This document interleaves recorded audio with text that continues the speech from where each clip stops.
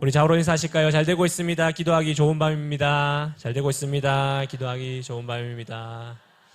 할렐루야. 네, 오늘 말씀은 마태복음 5장 13절에서 16절까지의 말씀입니다. 제가 초등학교 6학년, 그러니까 지금부터 20년 전이죠. 20년 전. 13살에 이제 그때가 아마 생일 때였던 것 같습니다. 요즘도 그런지 모르겠지만 그때는 이제 생일 주인공이 뭐 햄버거 가게 또는 피자 가게 그런 곳에서 생일 파티를 열었습니다. 지금도 그렇게 하나요? 어때요? 우리 주니어 친구들 생일 때 파티해요? 하는구나. 그렇구나.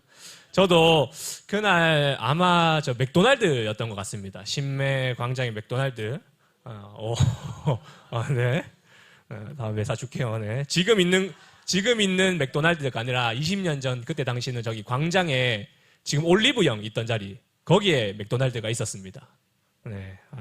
나이가 좀 있어 보이네요. 그러니까. 하여튼 그곳에서 이제 제가 파티를 한다고 친구들이랑 6학년 친구들이랑 그렇게 이야기를 좀 하고 있었습니다. 그래서 친구들은 오늘 뭐 할지 뭐 이런 이야기를 하고 있었어요. 그때 남자들의 생일 파티 국룰이 뭐냐면 이제 햄버거 먹고 PC방 가는 거. 딱 그 생일일 때만 딱 허락해 주셨거든요. PC방 갈 수 있도록. 그래서 PC방 가서 무슨 게임하고 이렇게 해야겠다. 뭐 이런 이야기를 하고 있는데 한 친구가 있었습니다. 그 친구는 저기 김주상이라고 하는 친구가 있었는데 그 친구가 저한테 이제 편지와 함께 선물을 주는 것이었습니다. 남자인 친구인데 그 선물이 무엇이었냐면은 이제 우리 머리를 빗는 빗 있죠, 빗과 이제 소금 한 봉지였습니다. 빗과 소금. 그러면서 그리고 편지에는 세상에 빛과 소금이 되라 이런 내용이 있었습니다. 정말 선물이 충격적이었습니다. 이게 뭐지? 그리고 이러다가 저 입마 뭐지? 네, 이러한 그때 당시 교회를 또 안 다녔기 때문에 그런 생각이 들었습니다. 그래서 저한테는 이제 빛과 소금 하면은 그 이야기가 참 떠오릅니다. 그때 당시 저는 교회도 다니지 않았기 때문에 이게 성경 말씀인지도 몰랐습니다. 그런데 나중에 교회를 오고 나서 이게 성경에 있는 이야기구나라는 것을 알게 됐죠. 그래서 저한테는 이 마태복음 말씀, 빛과 소금 말씀을 하면은 늘 그 이야기가 참 떠오릅니다. 그래서 이 어머니가 그 콜롬비아 매장을 또 운영하셨던 그 집사님이셨는데 이 주상이라는 친구가 맨날 콜롬비아 옷 입고 다녔던 주상이. 제가 그래서 오늘 이 본문 말씀을 준비하면서 참 생각이 많이 나더라고요. 그래서 이번 초청 축제 때 좀 초대해야겠다 이런 생각도 했습니다. 그래서 오늘 안 그래도 연락을 하면서 이런저런 이야기를 하게 됐습니다. 그래서 오늘 말씀은 산상수훈 중에 이제 가장 유명하다고 할 수 있는 소금과 빛 비유 말씀입니다. 우리가 알다시피 산상수훈은 갈릴리 인근의 어느 한 산에서 예수님이 제자들을 모아놓고 가르치신 말씀입니다. 보통 이 산을 팔복산이라고 알려져 있고 뭐 또 다른 주장으로는 여러 개의 산들이 있었는데 하루에 이렇게 산상수훈을 한 게 아니라 예수님께서 여러 산들에서 이렇게 하셨다는 그러한 주장도 있습니다. 그래서 이 산상수훈의 말씀은 마태복음 5장, 6장, 7장에 기록되어 있습니다. 산상수훈의 내용은 예수님을 따르는 제자들이 이 땅에서 어떻게 살아야 하는지를 가르쳐주는 말씀입니다. 당시 유대 종교 지도자들이었던 바리새인들 또 서기관들은 율법을 겉으로만 지키는 외식적인 경건에 집착하던 사람들이었습니다. 그러나 예수님은 산상수훈을 통해 외적인 신앙, 밖으로 보여지는 이러한 신앙이 아니라 내면의 진실함과 거룩함, 즉 어떤 행위로서의 의가 아니라 하나님께서 원하시는 이 마음의 의를 가지시기를 원하셨습니다. 그래서 예수님은 이 산에서 산상수훈이라는 이 말씀을 통해 제자들을 가르쳤던 것입니다. 예수님은 제자들이 결코 무리로 살아가는 것을 원치 않으셨습니다. 그래서 예수님을 따르는 자들이 제자 되어서 세상을 변화시키기를 원하셨습니다. 그래서 오늘 말씀에 예수님은 너희는 이라는 표현을 사용하고 계십니다. 13절 말씀에 너희는 세상의 소금이니, 또 14절 말씀에 너희는 세상의 빛이라. 우리를 예수님께서는 세상의 소금과 빛으로 부르셨습니다. 예수님은 우리에게 말씀하고 계십니다. 너희는 세상의 소금이라. 너희는 세상의 빛이라. 예수님은 우리에게 세상의 소금과 빛이 되라라고 말씀하지 않으십니다. 이미 우리가 세상의 소금이고 또 빛이라고 말씀하고 계시는 것입니다.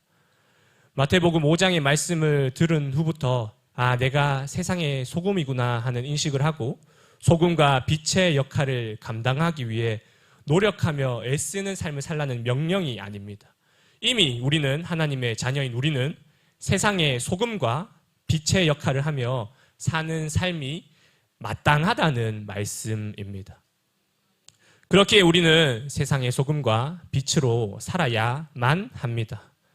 바로 그것이 우리의 정체성이기 때문입니다.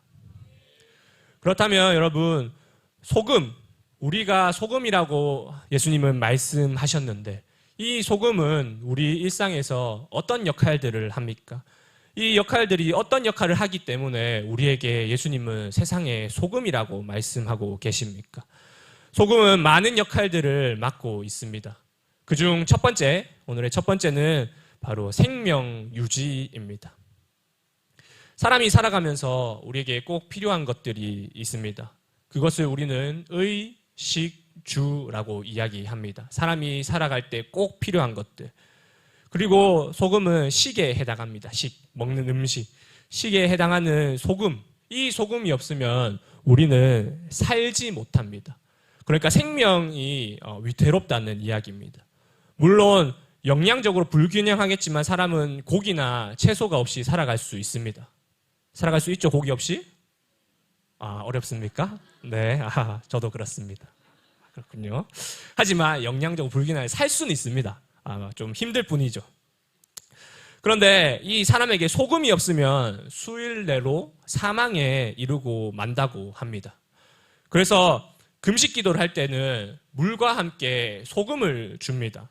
소금을 먹도록 합니다. 왜냐하면 이 소금과 물이 없으면은 죽음에 이르기 때문에 금식 기도를 해도 소금을 꼭 먹도록 합니다. 금식 기도. 물론 뭐 한 끼 금식한다고 소금 먹어야 되고 그렇진 않습니다. 우리 뭐 한 끼 금식하는데 소금 먹고 그런 게 아니라 한 3일, 뭐 5일 이렇게 할 때 이렇게 합니다. 그만큼 소금이 우리 몸에 있어서 이 중요함을 넘어서 생사를 결정하게 되는 필수품이라는 것입니다. 이는 세상에서 우리의 역할을 보여줍니다. 그리스도인, 세상의 소금인 우리의 역할을 보여줍니다. 날이 갈수록 이 악해지고 있는 이 세상에 그리스도인인 우리가 없으면 세상은 소금 없는 우리의 몸과 같이 생명력을 잃어버리게 됩니다.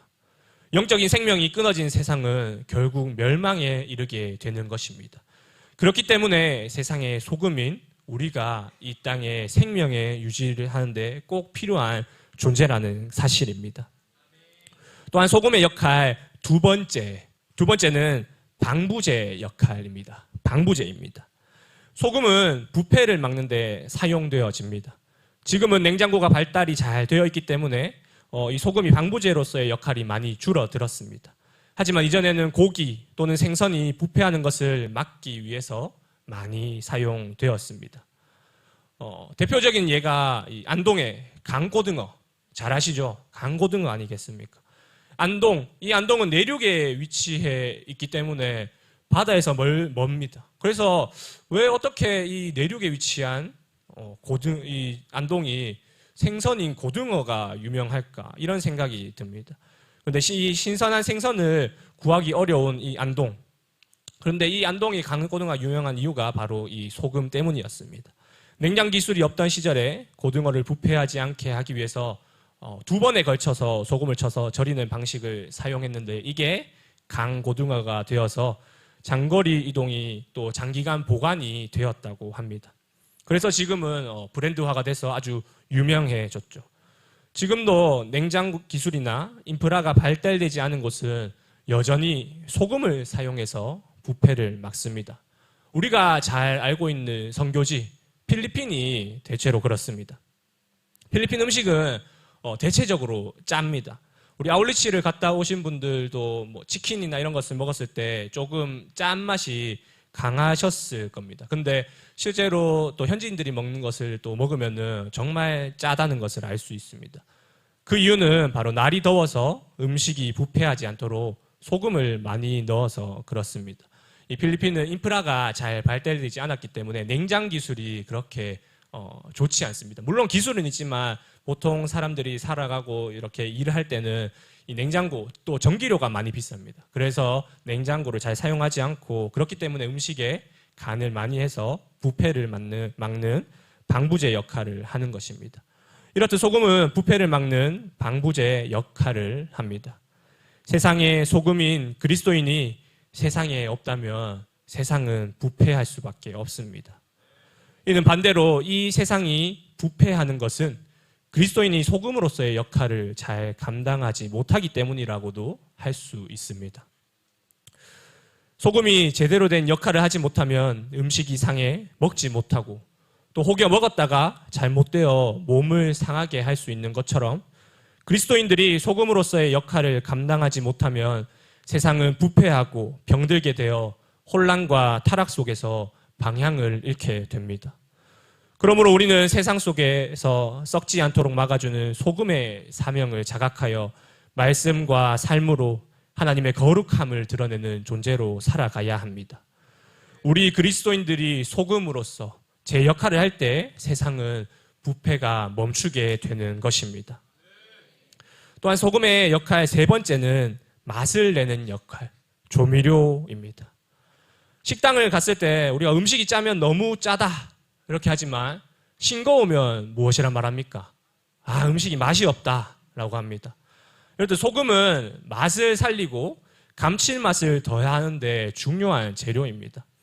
아무리 좋은 재료를 가지고 요리를 한다고 해도 소금이 없으면 싱겁고 맛이 없다고 평가받게 됩니다. 음식을 먹는 것은 영양분을 섭취하려는 목적을 가지지만 영양분 섭취만이 목적이 아니죠. 네, 바로 맛있는 음식을 먹을 때 우리는 즐겁고 행복합니다. 그래서 맛있는 음식, 맛집을 찾아다니기까지 하죠. 우리는 세상에 맛을 내는 역할을 해야 합니다. 마치 이 소금이 맛을 내는 것처럼 말이죠. 무미건조하고 목적과 방향을 잃은 이 세상에 의미를 주고 기쁨과 소망을 주는 그러한 존재로서 우리가 살아야 합니다. 그러기 위해서 세상에 우리가 잘 녹아야 합니다. 소금은 자신을 드러내지 않고 다만 녹아내려서 음식의 맛을 돋보이게 하는 것처럼 그리스도인인 우리는 세상에 예수 그리스도를 나타내는 역할을 잘 감당해야 합니다. 나는 죽고 그리스도만 사시도록 그렇게 살아야 합니다. 우리에게 주어진 각자의 부르신 곳, 직장과 학교와 가정, 그리고 그곳에서 만나는 베스트들인 직장 동료, 친구, 또 부모, 형제, 자녀들, 그들에게 그리스도의 맛을 보여주는 우리의 역할을 잘 감당해야 합니다. 또한 소금의 역할 네 번째는 치료제입니다. 치료제. 상처에 소금을 뿌리거나 소금물로 씻으면 세균을 죽이고 염증을 막는 데 도움이 됩니다. 그래서 고대에는 실제로 소금을 상처 소독에 사용하였다고 합니다. 오늘날에도 모든 그런 상처들에는 쓰진 않지만 구강염이나 인후염 등에 우리가 소금물로 가글을 하기도 해서 상처를 소독하고 하죠. 몸의 염증을 줄이는데 이 소금을 활용합니다. 이렇듯 소금은 상처를 깨끗이 회복하고 회복을 돕는 치료제로도 쓰였고 지금도 쓰이고 있습니다. 성경에도 이런 일들이 기록되어 있습니다. 대표적인 이야기가 바로 열왕기하 2장 말씀인데 우리 같이 한번 보시겠습니다. 열왕기하 2장 19절에서 22절까지 말씀입니다. 그 성읍 사람들이 엘리사에게 말하되 우리 주인께서 보시는 바와 같이 이 성읍의 위치는 좋으나 물이 나쁨으로 토산이 익지 못하고 떨어지나이다. 엘리사가 이르되 새 그릇에 소금을 담아 내게로 가져오라 하매 곧 가져온지라. 엘리사가 물군으로 나아가서 소금을 그 가운데로 던지며 이르되 여호와의 말씀이 내가 이 물을 고쳤으니 이로부터 다시는 죽음이나 열매 맺지 못함이 없을지니라 하셨느니라 하니 그 물이 엘리사가 한 말과 같이 고쳐져서 오늘에 이르렀더라. 아멘. 성읍에 썩어 있던 물로 인해 그곳은 죽음이 있고 또 나무는 열매를 맺지 못했지만 소금을 통해서 이 생명의 물로 변화되었습니다. 물론 여기서 소금 자체에 그러한 어떤 특별한 능력이 있는 것은 아닙니다. 열왕기하 말씀에서 이 소금은 하나님의 능력을 나타냅니다. 하나님의 능력이 소금을 통해 역사하여 열매 맺는 나무가 되게 하신 것입니다. 하지만 구약에서는 이 소금이 하나님의 능력을 나타내는데 많이 사용되어집니다. 우리 또한 마찬가지입니다. 우리는 우리 자체로는 능력이 없습니다. 인간인 우리에게는 능력이 없죠. 하지만 하나님께 붙들릴 때 정화와 치료의 역할을 하는 그러한 도구로 쓰임받을 수 있습니다. 하나님께서 우리에게 능력 주셨을 때 우리는 그러한 사람으로 쓰임받을 수 있는 것입니다. 그러므로 우리는 세상의 상처와 아픔 속에 들어가 하나님의 능력을 나타내는 도구로 살아가야 합니다. 우리가 하는 작은 말 한마디, 또 섬김의 손길, 베스트를 위한 기도가 소금처럼 상처를 정결하게 하고 회복을 가져다주는 통로가 될 수 있습니다. 하나님은 지금도 우리를 통해 병든 세상을 고치시고 아픈 자들을 고치시고 죽음에서 생명으로 옮기시는 치유의 역사를 이루어 가십니다. 그래서 소금이 그 자체로서 보다 하나님의 손에 붙들릴 때 비로소 그 진정한 가치를 드러내고 능력을 발휘한 것처럼 우리 또한 하나님께 붙들리는 삶을 살아야 합니다. 마지막으로 소금의 역할 5번째는 정결하게 하는 정화제 역할입니다. 구약에서 하나님께 바치는 희생제물, 이 희생제물은 방부제의 역할과 더불어 제물을 정결케 하는 소금을 뿌렸습니다. 레위기 2장 13절에 나타나는데 한번 같이 보겠습니다. 내 모든 소제물에 소금을 치라. 내 하나님의 언약에 소금을 내 소제에 빼지 못할지니 내 모든 예물에 소금을 드릴지니라. 아멘. 하나님께 드려지는 제물 위에 뿌려져서 타서 없어지는 이 소금처럼 우리는 우리의 몸을 주님 앞에 드리는 희생 제물이 되어야 합니다. 그것이 바로 십자가를 지는 삶입니다. 예수님께서는 우리를 위해서 친히 희생 제물이 되셨고 이제는 우리가 받은 그 사랑으로 우리 자신을 하나님께 드리는 산 제물로 살아가기를 원하십니다. 소금이 제물 위에 뿌려져 불에 타서 없어지고 사라져 버리듯이 우리도 세상 속에서 주님을 위해 우리 자신을 태우고 욕심을 버리고 고난을 감수하며 살아가는 삶, 그래서 나는 사라지고 예수님만이 나타나는 삶, 그것이 바로 십자가를 지는 삶입니다. 로마서 12장 1절에서 바울은 이렇게 말합니다. 그러므로 형제들아 내가 하나님의 모든 자비하심으로 너희를 권하노니 너희 몸을 하나님이 기뻐하시는 거룩한 산 제물로 드리라. 이는 너희가 드릴 영적 예배니라. 아멘. 자신을 태워 정결하게 하는 이 소금처럼 십자가에서 자신을 들여 사람의 모든 죄를 용서하신 예수님처럼 우리의 삶 또한 하나님께 드려지는 거룩한 산제물 되기를 소망합니다. 그런데 이렇게 중요한 역할을 하기에 꼭 필요한 소금, 이 5가지의 역할을 하는 소금. 그런데 오늘 본문에 보시면 예수님은 이 소금이 맛을 잃으면이라고 말씀하고 계십니다. 오늘 본문 13절 말씀을 다시 한번 볼까요? 너희는 세상의 소금이니 소금이 만일 그 맛을 잃으면 무엇으로 짜게 하리요? 후에는 아무 쓸데없어 다만 밖에 버려져 사람에게 밟힐 뿐이니라. 아멘. 예수님은 이 말씀에서 맛을 잃은 소금이라는 표현을 사용하고 계십니다. 소금이 만약 맛을 잃으면 이 소금은 기본적으로 짠맛을 내는 것이 본질입니다. 그런데 만약 그 본질을 잃어버리면 어떻게 될까요? 맛을 잃은 소금은 더 이상 어떤 음식에도 쓸 수 없고 제 역할을 하지 못해 그저 쓸모없는 채 밖에 버려져서 밟히는 신세. 오늘 성경 말씀 그대로, 문자 그대로 그렇게 됩니다. 예수님께서 왜 이렇게 강하게 말씀을 하셨을까? 그 이유는 소금은 세상에 꼭 필요하고 반드시 제 역할을 해야 하기 때문입니다. 그리스도인들은 세상의 부패를 막고 맛을 내며 상처를 치유하고 하나님의 정결함을 드러내는 존재입니다. 그런데 만약 우리가 그 역할을 하지 않는다면, 그 역할을 하지 못한다면 세상은 점점 더 어두워지고 타락하며 결국에는 절망 가운데 빠지게 됩니다. 그 책임이 결국에는 누구에게 있습니까? 바로 우리 세상의 소금인 그리스도인들, 바로 우리에게 있습니다. 뿐만 아니라 세상의 소금 역할을 잘 감당하지 못하면 우리는 어리석은 존재로 세상에 비웃음만 당할 뿐입니다. 그런데 오늘 말씀을 읽으면서 또 묵상하고 준비하면서 궁금한 것이 하나 있었습니다. 소금이 어떻게 맛을 잃게 되는 걸까? 지난 설과 또 새해가 되면서 또 선물로도 받고 결혼식에 가서 이 답례품에도 요즘에는 소금이 많이 있더라고요. 그래서 이러한 소금을 제가 많이 받게 되었습니다. 그래서 저희 집에서 쓰면 아주 오랫동안 사용할 수 있는 양의 소금이 지금도 있습니다.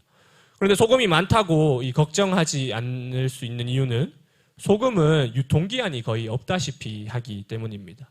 우리가 한 달, 1년, 또 한참이 지나도, 오랜 시간이 지나도 소금은 그 짠맛을 그대로 유지하고 있는 것을 우리는 알 수 있고 볼 수가 있습니다. 이렇게 이 소금은 아주 오랜 시간이 지나도 짠맛을 유지하는데, 우리의 생활에서 보면, 우리의 경험으로 돌이켜보면 말이죠. 그런데 이 짠맛을 유지하고 있는 소금, 그런데 예수님께서는 왜 소금이 맛을 잃어버릴 수 있다고 하실까? 말씀을 하실까요? 그래서 이것이 궁금해서 찾아보니 알아보니 정말 소금이 그 맛을 잃어버릴 수가 있었습니다. 실제로 이 천연 소금, 우리가 잘 보게 되는 이 소금은 쉽게 짠맛을 잃어버리지 않습니다. 그러나 소금은 그 안에 불순물이 섞이게 되면 맛을 잃어버리게 된다고 합니다. 예수님 당시에 이 팔레스타인 지역, 이스라엘 지역은 이 지역에서 사용되던 소금은 사해의 늪지대에서 소금을 채취하거나 또는 땅에서 추출하는, 이 바위에서 추출하는 암염을 많이 사용하였다고 합니다. 그런데 이 암염에는 많은 불순물들이 섞여 있었다고 합니다. 그래서 이러한 소금을 잘못 보관하면 염분은 빠져버리고 불순물이 많아지면서 본래의 짠맛을 잃게 되었다고 합니다. 그래서 겉보기에는 여전히 달라지는 거 없고 여전히 소금처럼 보이지만 실제로는 짠맛을 잃어버려서 아무 것에도 쓸 수 없게 되어 버린다고 합니다. 음식에 맛을 내기도 하고 또는 이 소금을 밭의 비료로도 쓰는데 이 비료로도 쓰이기도 하는 등 많은 역할을 감당하는 소금이지만 이 맛을 잃어버리면 그때는 사람들이 그것을 그냥 땅에 뿌려져서 쓰레기같이 땅에 뿌려져서 길바닥에 밟히게 내버려 두었다고 합니다. 이것은 마치 겉으로는 신앙인이지만 실제로는 생명력을 잃은 사람의 모습과 같습니다. 겉으로는 소금처럼 보이지만 짠맛을 내지 못하는 소금. 겉으로는 신앙인처럼 보이지만 실제로는 그 안에 생명력을 잃은 사람. 교회를 다니고 말씀을 듣고 찬양을 하지만 세상과 똑같은 모습으로 살아간다면 그것은 바로 맛을 잃은 소금의 상태입니다. 교회 안에서는 그럴듯한 믿음의 사람처럼 보이지만 가정에서, 학교에서, 직장에서, 교회 사람들이 보이지 않는 곳에서 분노와 이기심이 가득하고 사랑보다는 냉소와 또 경쟁이 있다면 우리는 그것을 진정한 소금의 역할을 감당하지 못하고 있다고 할 수 있습니다. 그렇다면은 어떻게 해야 소금이 맛을 잃지 않고 이 짠맛을 유지할 수 있을까요? 가장 중요한 것은 바로 이 소금을 보관하는 방법이라고 합니다. 소금은 습기를 머금거나 불순물에 섞여 오염이 되면 맛을 잃습니다. 그러니 항상 적절한 환경 속에서 잘 보관되어야만 합니다. 반대로 소금은 이 주인의 보관에 잘 붙들려 있으면 오염되지 않고 그 맛을 내는 본질을 잃어버리지 않게 됩니다. 우리 또한 마찬가지입니다. 우리는 우리의 주인이신 예수님께 제대로 붙들려 있어야만 합니다. 예수님과의 관계가 끊어지고 말씀과 기도, 예배로부터 멀어질 때 우리는 세상의 영향력을 잃게 되고 점점 그 짠맛을 잃어가는 것입니다. 소금이 제 역할을 하기 위해 필요한 것은 소금 그 자체의 능력이 아니라 그 소금을 가지고 있는 주인의 손에 달려 있는 것입니다. 이것은 우리의 삶도 마찬가지입니다. 우리가 능력이 있어서 세상을 변화시키는 것이 아닙니다. 우리가 기도하고 말씀으로 깨어있고 성령 안에 붙들려 있기만 하면 하나님께서 우리를 통해 세상을 변화시키시는 것입니다. 요한복음 15장 5절에서 예수님이 이렇게 말씀하셨습니다. 나는 포도나무요 너희는 가지라. 그가 내 안에 내가 그 안에 거하면 사람이 열매를 많이 맺나니 나를 떠나서는 너희가 아무것도 할 수 없음이라. 아멘. 소금이 맛을 내기 위해 주인의 손에서 잘 보관되어져 있어야 하듯이 우리는 예수님의 손 안에 거해야만 합니다. 말씀에 거하고 기도에 거하고 성령에 붙들려 살아갈 때 우리는 그리스도인으로서의 영향력을 잃지 않고 세상 속에서도 빛을 발하고 짠맛을 낼 수 있습니다. 빛을 발하고 짠맛을 내는 것, 이것은 거창하고 위대해 보이는 그러한 일을 해야 하는 것이 아닙니다. 앞서 말씀드린 그 십자가를 지는 삶, 그 십자가 지는 삶이 뭔가 되게 거창하고 위대한 일을 해야 하는 것만 같고 나의 큰 헌신이 있어야만 한다고 우리는 종종 생각합니다. 하지만 그렇지 않습니다. 교회 안에서 세상 속에서 작지만 한 끗 다른 행동이 빛을 내고 짠맛을 내게 하는 것입니다. 여러분, 자기 부인, 자기 희생이 큰일에서만이 아닙니다. 십자가를 짊어지고 어디에서 순교를 하고 이런 것만 자기 부인이 아닙니다. 교회 안에서 내가 이미 편하고 이미 친한 사람과 같이 있고 싶고 같이 이야기하고 싶고 또 밥을 먹으러 갈 때도 마음 맞는 사람들과 같이 가고 싶은 그러한 마음이 있습니다. 이것은 우리의 본성입니다. 편하고 싶은 마음의 본성.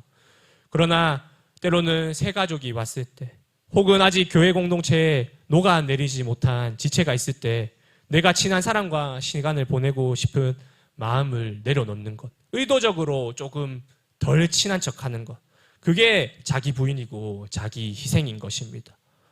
세상에서도 마찬가지입니다. 내가 편한 대로 몸이 이끄는 대로 사는 것이 아니라 우리가 관계 맺는 모든 사람에게 내가 조금은 불편하지만 의지를 가지고 행동하고 움직이는 것이 바로 자기 부인이고 이것이 세상에 빛을 비추고 짠맛을 내는 것입니다.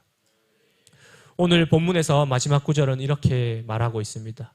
이같이 너희 빛이 사람 앞에 비치게 하여 그들로 너희 착한 행실을 보고 하늘에 계신 너희 아버지께 영광을 돌리게 하라. 아멘. 기독교는 단지 윤리, 도덕만을 이야기하는 종교가 아닙니다. 그러나 진정한 그리스도인이라면 우리가 이런 윤리, 도덕적인 측면에서도 칭찬을 받아야 하고 그로 인해 하나님의 살아계심을 나타내 보여야 합니다. 제가 막 신앙생활을 시작한 지 얼마 되지 않았을 때 그때가 2012년입니다. 제가 2011년에 교회를 처음 다니기 시작했고 2012년 그때가 제가 20살 때였습니다. 네.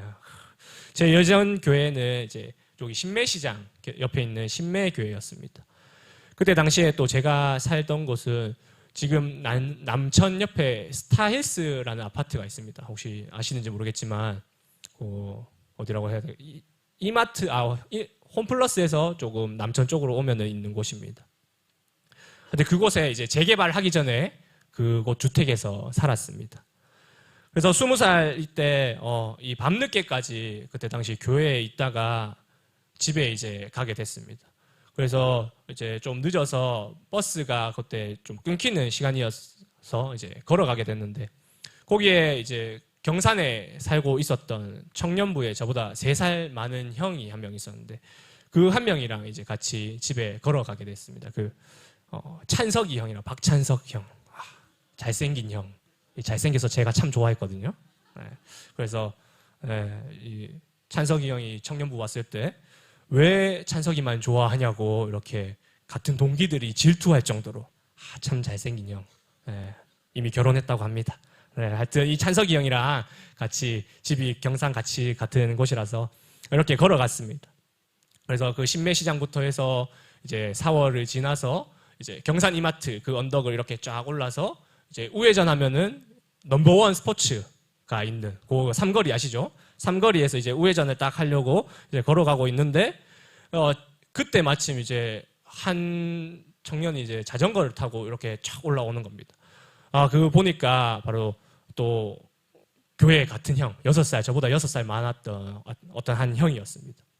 그래서 그 형을 딱 마주치면서 집에 가시냐고 이렇게 뭐 잠깐 이야기하다가 뭐 하다가 이제 여기서 집에 가세요. 그때 형은 저기 옥수초 뒤편에 원룸에 이제 자취를 하고 있었을 때였습니다. 그래서 뭐 하다가 가냐고 하니까 친구랑 놀다가 경산에 있는 친구랑 놀다가 집에 가는 길이라고 이렇게 이야기했습니다. 그 친구의 이름도 이야기했는데 제가 실명을 언급하면은 또 알 수도 있어서 언급하지는 않겠습니다. 하여튼 남자인 친구랑 이렇게 놀고 이제 집에 간다 이렇게 이야기를 했습니다. 그래서 그런가 보다 조심해서 가세요 하고 저는 이제 찬석이 형이랑 집에 이렇게 가고 그렇게 끝이 났습니다.